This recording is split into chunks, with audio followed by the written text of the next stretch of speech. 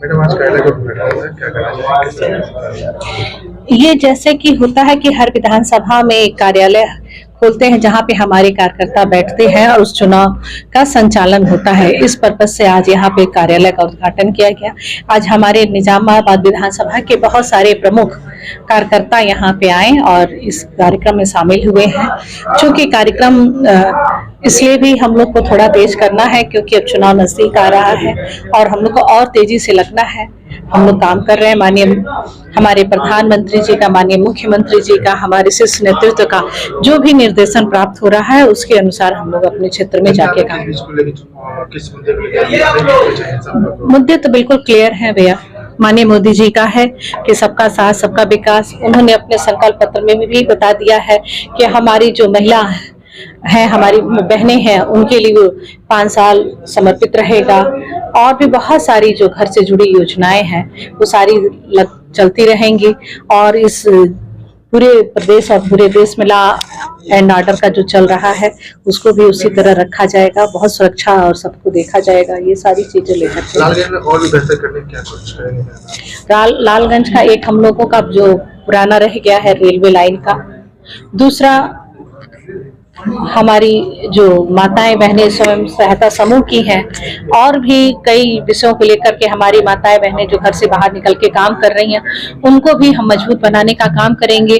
और एक हमारा लालगंज जो बहुत औद्योगिक दृष्टि से बहुत पीछे है उसको पूरा करने का हम लोग प्रयास करेंगे।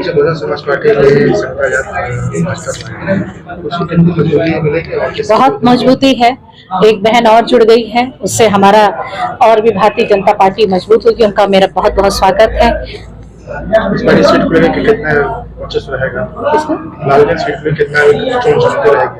कोई चुनौती नहीं है भैया। लगातार हम लोग चाहे हम नहीं भी थे तब भी माननीय प्रधानमंत्री माननीय मुख्यमंत्री जी के द्वारा बहुत सारा इस जिले में विकास का कार्य किया गया है। चाहे रोड का लेकर के हो, चाहे विश्वविद्यालय, मंदिर, एयरपोर्ट, बहुत सारी चीजें यहाँ पे किया गया है। जनता इससे बहुत प्रभावित है और बहुत ही प्रसन्न है। ठीक है। देखिए, आज लालगंज लोकसभा के विधानसभा निजामाबाद के कार्यालय का शुभारंभ हुआ है। माननीय हमारे लोकप्रिय प्रत्याशी पूर्व सांसद नीलम सोनकर जी और सारे हमारे पदाधिकारी यहाँ उपस्थित रहे। और ये लालगंज लोकसभा का चुनाव हमारे लिए महत्वपूर्ण इसलिए है क्योंकि हम सब चाहते हैं कि 400 पार सीटें जो देश में आ रही हैं भारतीय जनता पार्टी की, उसमें लालगंज भी शामिल हो। माननीय प्रधानमंत्री नरेंद्र मोदी जी तीसरी बार प्रधानमंत्री बन रहे हैं तो उसमें लालगंज का भी कमल का फूल वहां जाना चाहिए दिल्ली। इसके लिए लगातार हम लोग प्रयासरत हैं।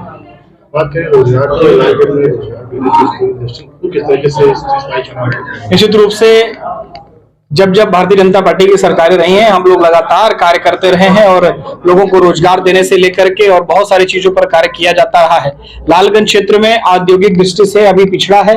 यहाँ औद्योगिकरण होना बहुत आवश्यक है और माननीय नरेंद्र मोदी जी, माननीय योगी आदित्यनाथ जी के आशीर्वाद से पूर्वांचल एक्सप्रेसवे बनने के कारण यहाँ के लोगों की एक लाइफलाइन साबित हुआ है। यहाँ पे अगर कारखाने लगेंगे तो निश्चित रूप से उसका विस्तार बहुत अच्छी तरह से हो सकता है क्योंकि ट्रांसपोर्टेशन की सुविधा यहाँ हो गई है। अभी 1 महीने पहले ही 10 तारीख को आकर के माननीय प्रधानमंत्री जी ने जो मंदिर एयरपोर्ट का शुभारंभ किया उससे भी यातायात का बहुत बड़ा सुगम साधन हुआ है।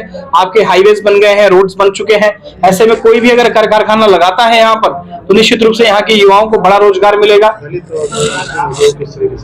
देखिए, भारतीय जनता पार्टी की सरकार ने जो 2014 से लेकर के और अब तक कार्य किया है, चाहे मोदी जी ने चाहे योगी जी ने, कभी कोई दलित कभी कोई अल्पसंख्यक कोई मतभेद नहीं किया है। चाहे कोई भी विकास कार्य रहा हो, विश्वविद्यालय बना है तो उसमें दलित भी पढ़ेगा, अल्पसंख्यक भी पढ़ेगा।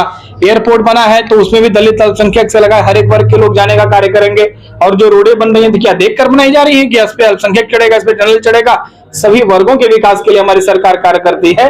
और यही नहीं, सबसे ज्यादा अगर फायदा मिला है चाहे आवास के मामले में हो, चाहे शौचालय के मामले में हो, चाहे राशन के मामले में हो, चाहे आयुष्मान कार्ड के मामले हो, तो दलित, अल्पसंख्यक, पिछड़ा को मिला है। तो इसलिए हमारे साथ ये तीनों जातियां भी खड़ी हैं और निश्चित रूप से एक बड़े मार्जिन के साथ हम लोग लालगंज लोकसभा को जीतने जा रहे हैं।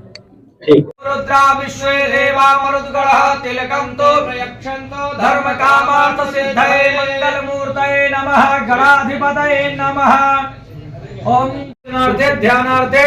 गंधाक्षत समर्पयामि हस्ते अक्षत पुष्पाणि कृत्वा दीपध्यानम् ओम शुभं करोतु कल्याणं आरोग्यं। रुके रहिए अभी। नमो पार्वती पते।